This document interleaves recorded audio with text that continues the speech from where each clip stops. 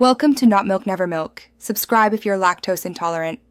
In this video, I will explain how to use Mozilla on top script.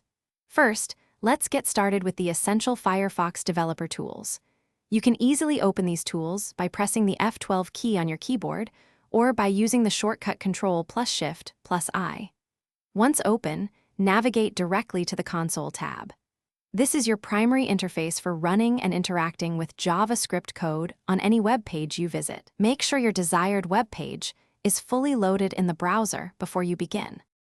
Now that you have the console open, let's run some simple JavaScript.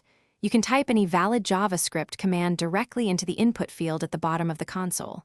For example, try typing console log hello world, and then press the Enter key.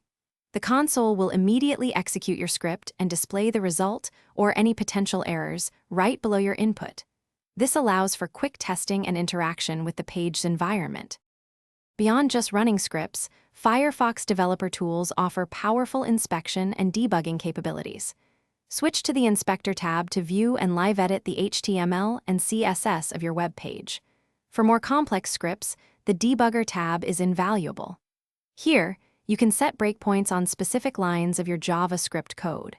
When the script reaches a breakpoint, execution pauses, allowing you to examine variable values and step through your code line by line, providing deep insight. To wrap up, here are a few more useful console commands. For detailed inspection of an object's properties, try console. Dir instead of console. Log, if you're measuring script performance, console, time, and console. Time end are excellent for timing operations. Remember, you can always clear the console's output using the Clear command or by clicking the Clear button, keeping your workspace tidy. These tools make working with scripts in Mozilla Firefox incredibly efficient. Thanks for watching. If this was helpful, leave a like and consider subscribing. See you next time.